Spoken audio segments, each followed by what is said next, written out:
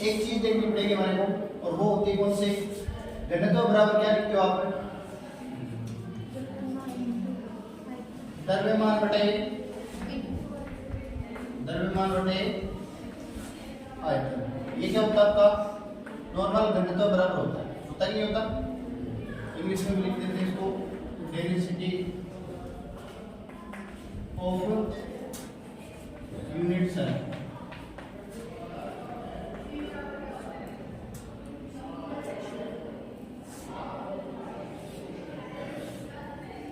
द्रव्यमान बराबर घनत्व बराबर आपका द्रव्यमान बटे आयतन होता है। तो एकक कोष्ठिका का अगर अपने घनत्व ज्ञात करें,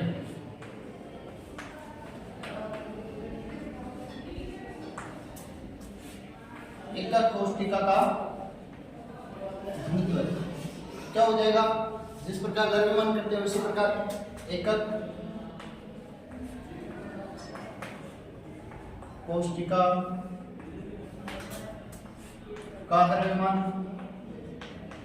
एकक कोष्ठिका का बटे क्या लिखोगे?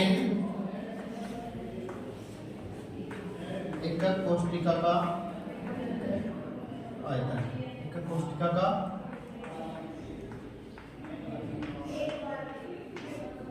द्रव्यमान बटे आयतन। चीज हमारे को हमें यहां से करनी पड़ेगी। एकक कोष्ठिका का द्रव्यमान बटे एकक कोष्ठिका का आयतन जो लिखा आपने, चीज इसको निकाले। एकक कोष्ठिका का द्रव्यमान क्या चीज होती है? एकक कोष्ठिका का द्रव्यमान। सबसे पहले हमारे को द्रव्यमान देखना पड़ेगा कि द्रव्यमान क्या चीज होती है। सूत्र तो हमने लिख दिया द्रव्यमान बटे आयतन, लेकिन एकक कोष्ठिका के द्रव्यमान में भी क्या क्या चीजें शामिल होती है, ठीक है ना? तो देखिए जिस प्रकार से ये आपकी एकक कोष्ठिका है,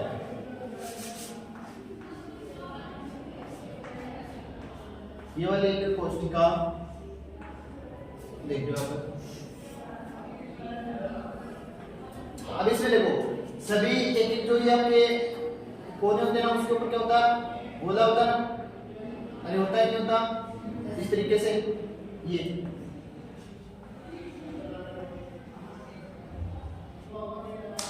तो इन गोलों को देखते हुए हम ये लिखते हैं कि द्रव्यमान बराबर होता है वो एक तो होता है इनके परमाणुओं की संख्या, इसके अंदर अवयवी कण या जो परमाणु होते हैं उनकी संख्या कितनी होती है? परमाणुओं की संख्या। ये देखो ये वाले परमाणु कितने होते हैं? जैसे मान लीजिए इन कोनों के ऊपर अवयवी कण है, जैसे यहाँ पर यहाँ पर यहाँ पर यहाँ पर, तो इनके अंदर टोटल परमाणुओं की संख्या कितनी होगी? एक चीज तो ये शामिल करेंगे द्रव्यमान में, और दूसरी शामिल करेंगे एक गोले का द्रव्यमान।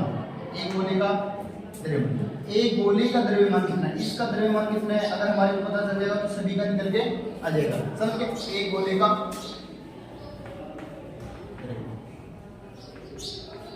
ये इतनी चीज इसके बराबर होती है, एकक कोष्ठिका की कुल द्रव्यमान के बराबर, ठीक है ना?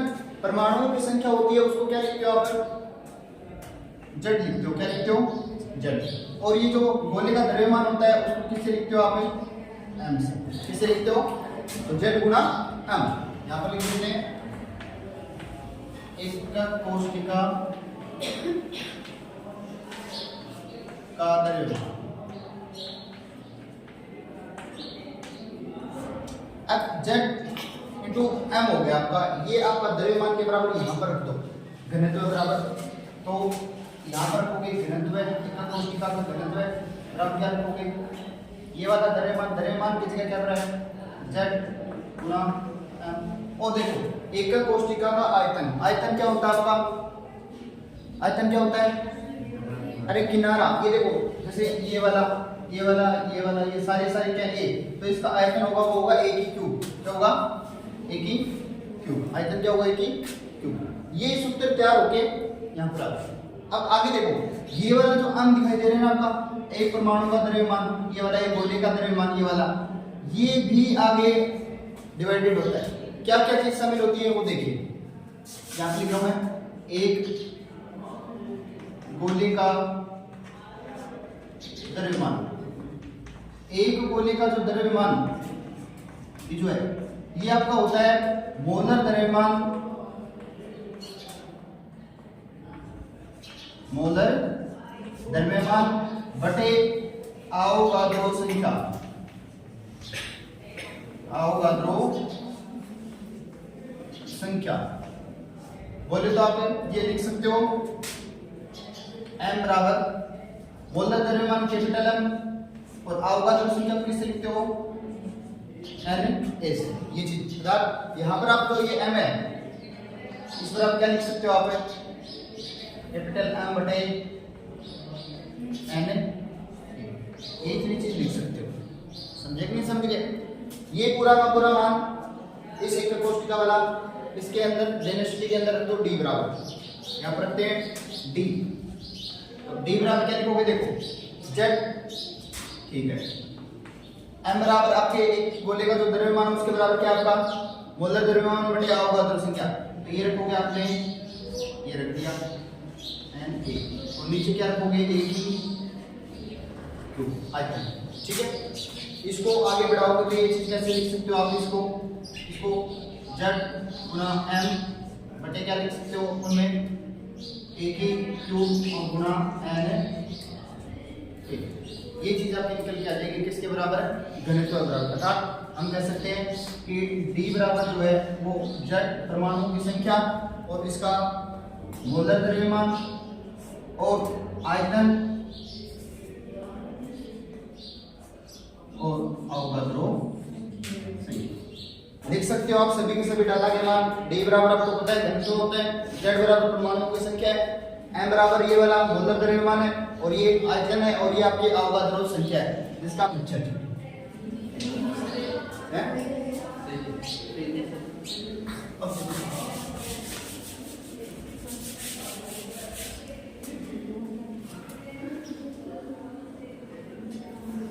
अब देखो ये वाले जो जेड है ना, ये वाला जेड हो गए, तो एक क्या हो गया आपका डी, एक आपका एम और एक आपका एन।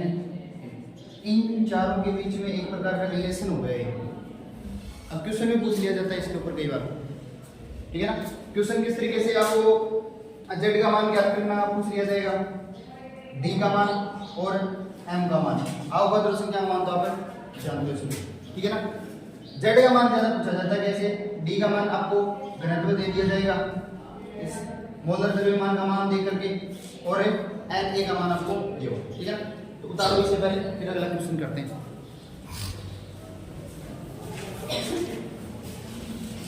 या मैं यहाँ पर क्वेश्चन लिख देता हूँ, ये बता एक किताब में आपके साथ दिया हुआ है क्वेश्चन।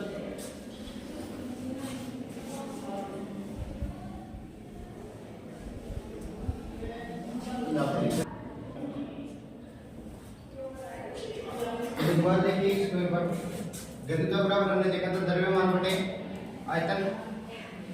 द्रव्यमान जो एक कोष्ठिका का अगर निकालेंगे तो वो चीज आ जाएगी एक कोष्ठिका का द्रव्यमान बटे एक कोष्ठिका का आयतन। बात करें द्रव्यमान में क्या क्या चीजें शामिल होती है, तो एक तो की परमाणुओं की संख्या, दूसरी होती है एक गोले का द्रव्यमान। ये एक गोले का टोटल द्रव्यमान कितना होगा, ये जो चीज होती है z बराबर ये z गुणा m लिखते हो, अर्थात परमाणुओं की संख्या किसको लिखते हैं z और द्रव्यमान किससे लिखते हो m। ये जो चीज एक गोले का अगर द्रव्यमान देखें ये वाला चीज, तो ये होता है आपका मोलर द्रव्यमान बटे अवोगाद्रो संख्या, ये वाली चीज। ये वाले रखोगे ना तो ये सूत्र स्थापित हो जाएगा, आपका डी बराबर घनत्व बराबर निकल के आ जाएगा। अब इस घनत्व से अपने न्यूमेरिकल करते हैं कि छोटा वगैरह क्वेश्चन आ जाता है। वैसे आपके बोर्ड या कुछ बहुत कम चांस अभी तक तो नहीं है, ठीक है ना। एक कोष्ठिका घनत्व ज्ञात करना इतना जरूर पूछा हुआ है कि एक कोष्ठिका आवश्यक सूत्र लिखो घनत्व ज्ञात करने के लिए, ठीक है ना। ये न्यूमेरिकल थोड़ा बहुत आपको इसमें मान रख करके निकालना आना चाहिए ताकि पता चले कि कैसे न्यूमेरिकल एक कोष्ठिका घनत्व निकालते कैसे।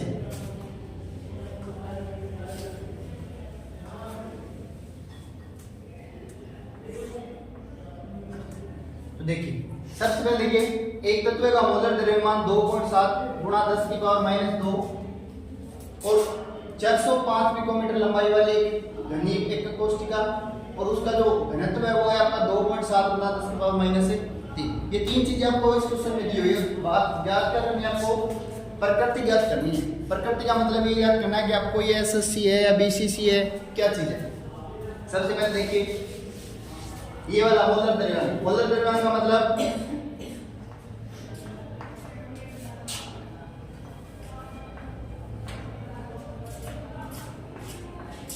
ये आपका दिया हुआ है कितना 2.7 गुणा 10 की पावर माइनस है।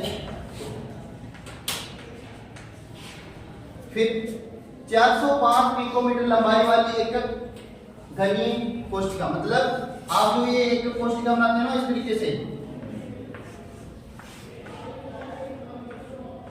इसकी ये जो बुझाए ना ये वाली घनीय कोशिका, इसकी लंबाई कितनी है 405 पिकोमीटर कितनी है। तो ये जो हम हमारा काम क्या लेना है, ए का क्यूब आयतन ही जो है, आयतन यहां पर लिखेंगे तो आयतन कितना है 405 पिकोमीटर। पिकोमीटर को आप कितना लिखते हो 405 गुणा 10 की पावर माइनस 12 कितना लिखते हो 12। देखो इसको थोड़ा सा आपको सरल करना पड़ेगा क्योंकि आगे कैलकुलेशन में दिक्कत आएगी। क्या कर सकते हो आप 10 की पावर माइनस 12 तो आप इसको ऐसे लिख सकते हो 4.05 और यहाँ पर लगा दो इसकी 10 की पावर 2। अगर पावर लगा देते हैं तो ये पॉइंट 2 इधर खिसक जाएगा, समझते हैं इस चीज को। और साथ में क्या 10 की पावर माइनस 12, तो ये टोटल निकल के कितना आ जाएगा 4.05 गुणा 10 की पावर कितना आ जाएगा माइनस 10। ये मान किसका गया आपका ए का मान आ गया, समझ गए। और क्या चीज दे रखी है इसके घनत्व है d बराबर भी दिया हुआ ना, घनत्व है d कितना दिया हुआ है 2.7 गुणा 10 की पावर माइनस 3। ये चीज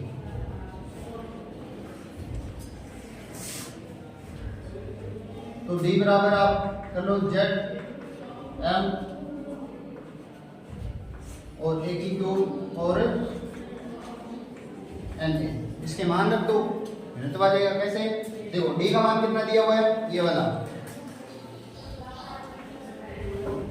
2.7 गुणा 10 की पावर माइनस 3 बराबर क्या रखोगे, देखो z का मान रख दो।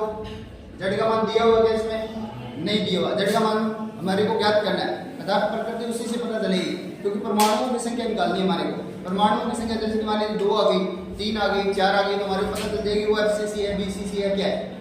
तो z का मान इसमें निकालना है तो z मोलर द्रव्यमान कितना दिया हुआ है 2.7 गुणा 10 की पावर माइनस 2 और ये वाला a की क्यूब कितना है 2.7 सॉरी ये वाला 4.05 गुणा 10 की पावर माइनस 10 की क्यूब करना है, ठीक है। और क्या Na अवगाद्र संख्या 6.022 गुणा 10 की पावर 23, ये चीज रख दिया। हल कर लो इसको 2.7 से 2.7 कैंसिल हो जाएगा आपका ये वाली चीज। नीचे क्या है देखो इधर क्या बच गया आपका यहाँ पर लिख रहा हूं, ठीक है 10 की पावर माइनस 3 ये चीज बच गई ना। ये वाला देखो इधर क्या बच गया बराबर z फिर गुणा 10 की पावर माइनस 2, ठीक है।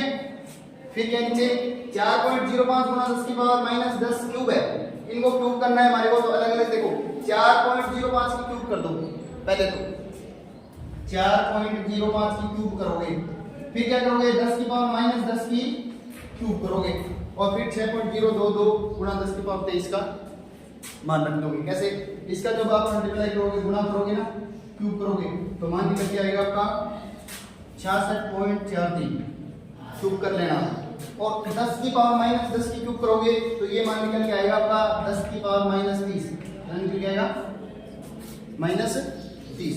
बच क्या गया 6.022 गुणा 10 की पावर 23, ये चीज बच गई। अब देखो इधर पावर कितनी है 30, ये कितने है 23, तो कितनी पावर बच जाएगी 7 बच जाएगी क्या, हाँ माइनस की। तो मैं यहां से ये वाले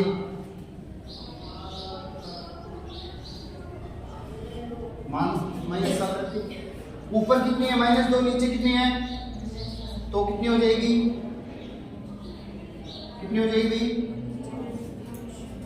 समझ गए।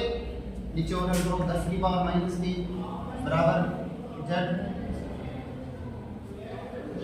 Z के बचेगा ना, नीचे देखो 66.43 गुणा आ रहा है ना, ये नीचे वाला हिस्सा क्या था दिखाई दे रहा है ना, ठीक है।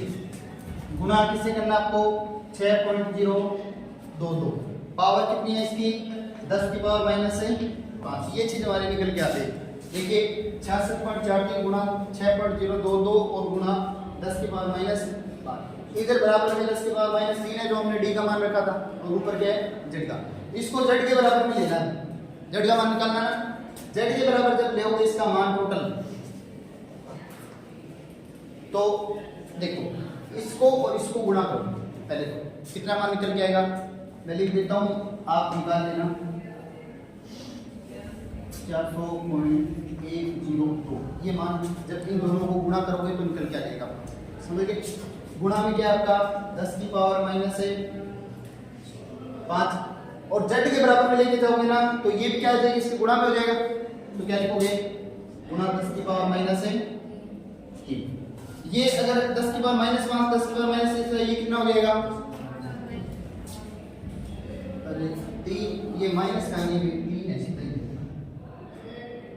3 सीधा ये माइनस का,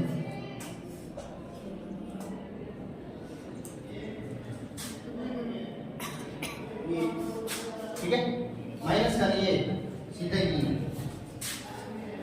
अब देखो कितना बचेगा इसमें, इसको साफ करो तो 10 की पावर -2 बचेगा, कितना बचेगा। अब देखो ये 400.102 आपका, और गुणा 10 की पावर -2 है, और बराबर किसके है जेड के, तो इसके अपोन में लेके जाओगे या नीचे लेके जाओगे तो कितना आएगा 400.102 है, और नीचे लेके आओगे 10 की पावर -2 मतलब 100 लेके आओगे नीचे, तो ये वाला देखो पॉइंट यहाँ पर है, तो ये 2 इधर खिसक जाएगा, तो यहाँ कितना आ जाएगा ये वाला मान कितना निकल के आएगा, होगा आपका 4 निकल के आएगा, किसका मान जेड का, किसका मतलब जेड का मान अगर 4 है तो एक कोष्ठिका के अंदर परमाणुओं की संख्या 4 है, और परमाणुओं की संख्या 4 होती है तो वो संरचना होती है अपनी एफसीसी, कौन सी होती है एफसीसी, तो इसकी प्रकृति होगी वो एफसीसी होगी, ऐसी होगी एफसीसी।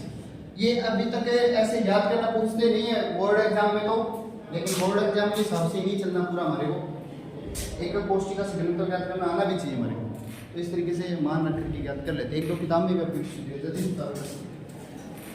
फिर अगला करते हैं।